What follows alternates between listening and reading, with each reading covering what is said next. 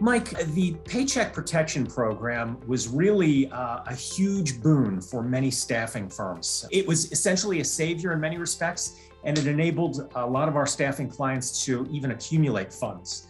Now that we're approaching the end of the PPP program with forgiveness being granted, largely, what are you seeing as far as where these proceeds are going, and what are our staffing clients up to with these proceeds?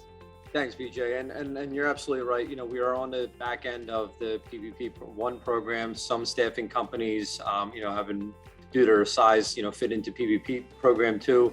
But as you mentioned, this has been somewhat of a boon for certain staffing companies. Obviously, if you're in certain verticals like hospitality, it might have saved you or helped you get through it, but it necessarily isn't necessary. You're not sitting on a huge surplus of cash. But let's take a trip back. When we think about it, for many staffing companies, the PPP was, at the time, one of the only options to help them, from the sky was falling, right? So a lot of staffing companies have asset-based loans, receivables were aging out. They didn't really have a lot of other options, right? So, I think that as the pandemic evolved, a lot of companies, survived it, some even thrived. And so, once you got through it, it really could have been a significant boon for a lot of companies. When you combine that with the deferred payroll tax program and employee retention tax credit, some companies have cycled the cash through, and now it's on the balance sheet in the form of either a large surplus of cash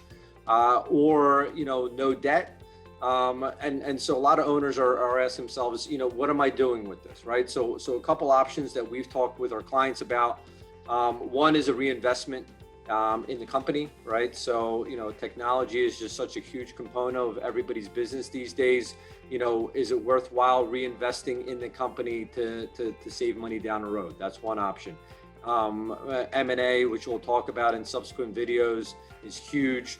Having extra cash enables you to perhaps be a buyer and have the resources, to not necessarily go to third parties with that. You can use, this cash for that. And then the last is distributions, right? I mean, a lot of owners have withheld distributions during this period, not knowing what the possible, rules were or what repercussions could be if they did take normal distributions. So owners are looking to take money out. A couple of considerations when we're thinking about this.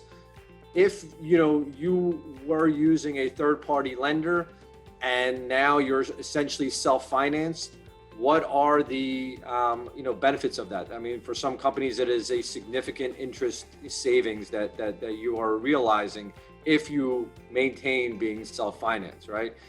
There's a tax impact, for the deferred payroll tax credit, BJ, if you want to talk about, and then also for companies that are growing, through this fairly heavily organically, being a buyer might not be a great time, because you want to take care of that organic growth first before you start going out and being a buyer in the M&A market. So, but regardless of where you're at, I think what's vital is that you have current numbers to help you make that decision, right? I mean, all these come down to what money do you currently have, what is your run rate for this money, and then what is expendable. So having the ability to have current numbers to make those decisions is certainly key. Right, and a quick reminder that the PPP forgiveness is largely a non-taxable event. Certainly for federal, that's true. Most states follow along, although there can be some quirks in states like California that bear watching. And remember, the CARES Act payroll tax deferral that many of our staffing clients took advantage of, half of that needs to be repaid before the end of this year, half by the end of 2022.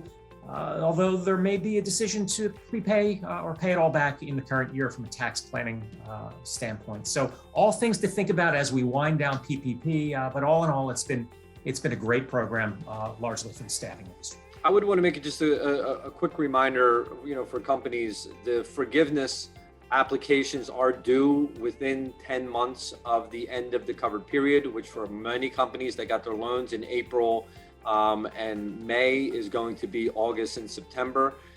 You have until the maturity date of the loan to file for forgiveness. However, payments are going to start on the loan if you do not file within that 10-month period.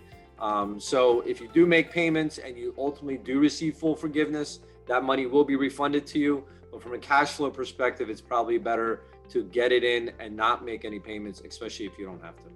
It's a great point. Thanks, Mike. Thanks, BJ.